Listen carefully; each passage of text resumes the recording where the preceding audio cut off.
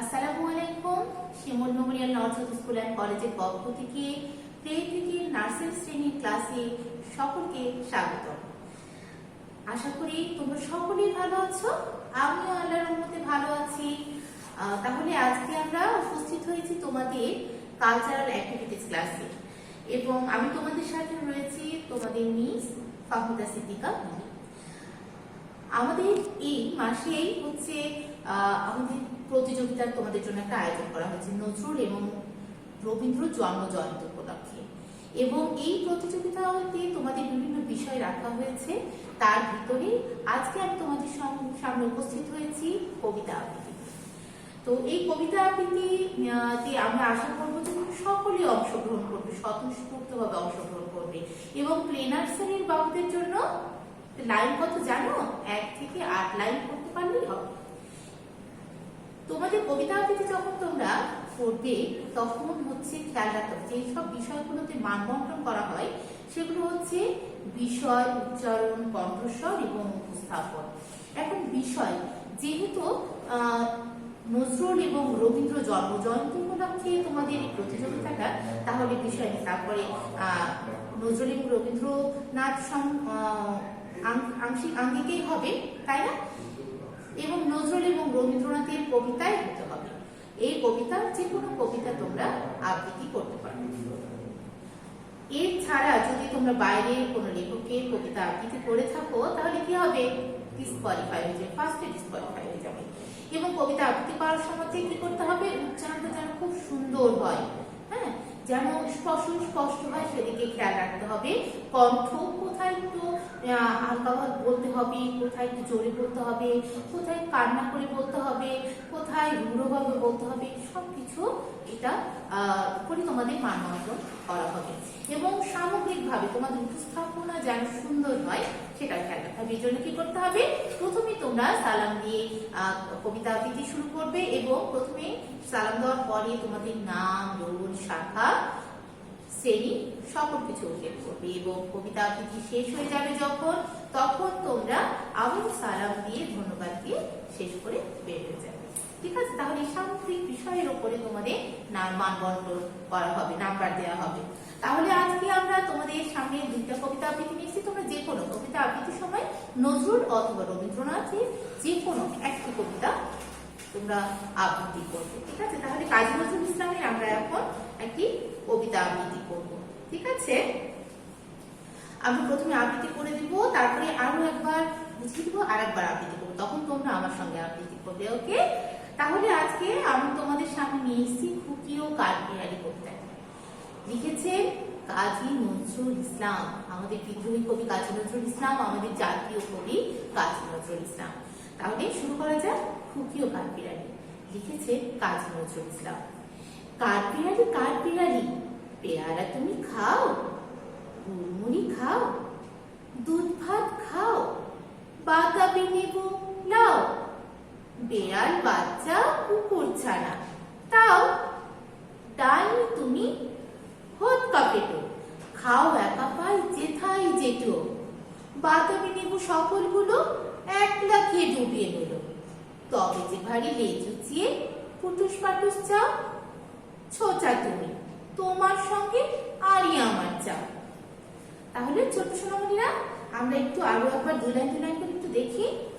কাঠবিড়ালি, কাঠবিড়ালি দেখেছো তো না? কাঠবিড়ালি খুবই সুন্দর একটা ছোট্ট একটা প্রাণী।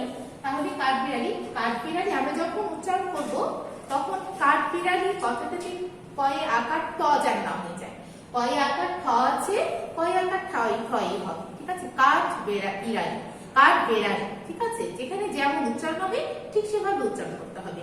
কাঠবিড়ালি কাঠবিড়ালি, পেয়ারা তুমি খাও, এই যে প্রশ্নবোধক চিহ্ন করা হয়েছে, প্রশ্ন করে বলতে হবে। পেয়ারা তুমি খাও, গুড়মুড়ি খাও, দুধ ভাত খাও, বাতাবি নেবু লাও, বিড়াল বাচ্চা কুকুর ছানা তাও, ডাইনি তুমি হোৎকা পেটো, খাও একা পাই যেথাই যেটো, বাতাবি নেবু সকলগুলো একলা খেয়ে ডুবিয়ে নিল, তবে যে ভারী লেজ উঁচিয়ে ফুটুস পাটুস চাও, ছোচা তুমি তোমার সঙ্গে আরই আমার যাবে। তাহলে এই যে আরো একটা বিষয় এখানে ভুল হয়ে থাকে, বাতাবি লেবু নয়, কিন্তু বাতাবি নেবু, বাতাবি নেবু। যখন তোমরা উচ্চারণ করবে, যদি উচ্চারণ ভুল হয়ে যায় শব্দের, তখন ভুল হয়ে গেছে কথা বলার দরকার নেই, যেমন ভাবে বলছিলেন ঠিক সেভাবে স্মুথলি চলে যাবে। হ্যাঁ, কিন্তু চেষ্টা করবে যেন কোনো শব্দের উচ্চারণ ভুল না হয়ে যায়। ঠিক আছে, তাহলে আমাদের এই কবিতাটি তো জানা, আমরা আরো একবার আবৃত্তি করি, আমার সঙ্গে তোমরাও চেষ্টা করবে এবং বাসায় চর্চা করবে। খুকি ও কাঠবিড়ালি লিখেছেন কাজী নজরুল ইসলাম। খুকি ও কাঠবিড়ালি লিখেছেন কাজী নজরুল ইসলাম। কাঠবিড়ালি কাঠবিড়ালি, পেয়ারা তুমি খাও, গুড়মুড়ি খাও, দুধ ভাত খাও, বাতাবি লেবু নাও, বিড়াল বাচ্চা কুকুর ছানা তাও, ডাইনি তুমি হোক্কা পেটু, খাও একা পাও যেথায় যেটু, বাতাবি লেবু সকলগুলো একলা খেলে ডুবিয়ে নিল, তবে যে ভারী ল্যাচুচিয়ে ফুটুস পাটুস চাও, ছোঁচা তুমি তোমার সঙ্গে আরই আমার যাও। তাহলে ছোট সোনামণিরা, আমরা নজরুলের কবিতা আয়ত্ত করবো, বাসায় চর্চা করবো। এখন আমরা রবীন্দ্রনাথের কবিতা করবো। দুটো কবিতা তোমাদের চর্চা করতে হবে প্রতিযোগিতার জন্য, সেটা নয়, যে কোনো একটা করবো, তোমাদের সুবিধার্থে আমরা দুটো কবিতা দিয়েছি। তাহলে বৃষ্টি পরে টাপুর টুপুর কবিতাটি লিখেছেন কে? রবীন্দ্রনাথ ঠাকুর। হ্যাঁ, আমরা বিশ্বকবি রবীন্দ্রনাথ ঠাকুরের এখন এই কবিতাকে আবৃত্তি করবো। ওকে, প্রস্তুত হয়ে যাও। বৃষ্টি পরে টাপুর টুপুর লিখেছে রবীন্দ্রনাথ ঠাকুর।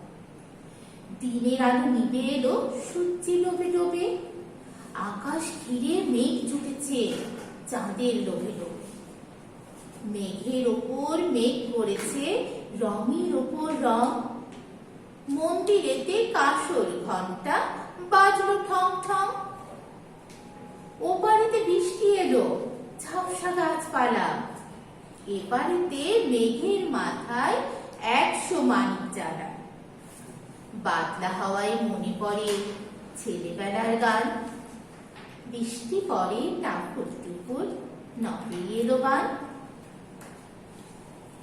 তাহলে ছোট সোনামণিরা, আমরা আরো একবার দুলাইন দুলাইন করে দেখে নিই কবিতাটা। দিনের আলো নিভে এলো, সূর্যি ডোবে ডোবে, মানে সূর্য ডুবে যাচ্ছে। হ্যাঁ, স্পষ্ট উচ্চারণ যেন হয়, কণ্ঠটা যেন সুস্পষ্ট উচ্চারণ আমার ঠিক থাকে। ঠিক আছে, দিনের আলো নিভে এলো, সূর্যি ডোবে ডোবে, আকাশ ঘিরে মেঘ জুটেছে চাঁদের লোভে লোভে, মেঘের ওপর মেঘ পড়েছে রঙের ওপর রং, মন্দিরেতে কাঁসর ঘন্টা বাজলো ঠং ঠং, ওপারেতে বৃষ্টি এলো ঝাপসা গাছপালা, এপারেতে মেঘের মাথায় 100 মানিক জ্বালা, বাদলা হাওয়ায় মনে পড়ে ছেলেবেলার গান, বৃষ্টি পরে টাপুর টুপুর নদে এলো বান। তাহলে তোমরা এবার আমার সাথে বলার চেষ্টা করবে। ঠিক আছে, আমরা আরো একবার চর্চা করি, তারপর কিন্তু আমাদের বাসায় চর্চা শুরু হয়ে যাবে। আচ্ছা, ঠিক আছে, তাহলে শুরু করা যাক। বৃষ্টি পরে টাপুর টুপুর লিখেছে রবীন্দ্রনাথ ঠাকুর। দিনের আলো নিভে এলো, সূর্যি ডোবে ডোবে, আকাশ ঘিরে মেঘ জুটেছে চাঁদের লোভে লোভে, মেঘের ওপর মেঘ পড়েছে রঙের ওপর রং, মন্দিরেতে কাঁসর ঘন্টা বাজলো ঠং ঠং, ওপারেতে বৃষ্টি এলো ঝাপসা গাছপালা, এপারেতে মেঘের মাথায় 100 মানিক জ্বালা, বাদলা হাওয়ায় মনে পড়ে ছেলেবেলার গান, বৃষ্টি পরে টাপুর টুপুর নদে এলো বান। তাহলে ছোট্ট সোনামণিরা, আজকে এ পর্যন্তই। তোমরা সকলে ভালো থাকো, সুস্থ থাকো, স্বাস্থ্যবিধি মেনে সকলে ক্লাস করো এবং মনোযোগ দিয়ে লেখাপড়া করো। আর রবীন্দ্রনাথ এবং নজরুলের জন্মজয়ন্তী উপলক্ষে এই প্রতিযোগিতার জন্য তোমরা কবিতাগুলো বাসায় সঠিকভাবে চর্চা করো। সকলকে ধন্যবাদ। আসসালামু আলাইকুম।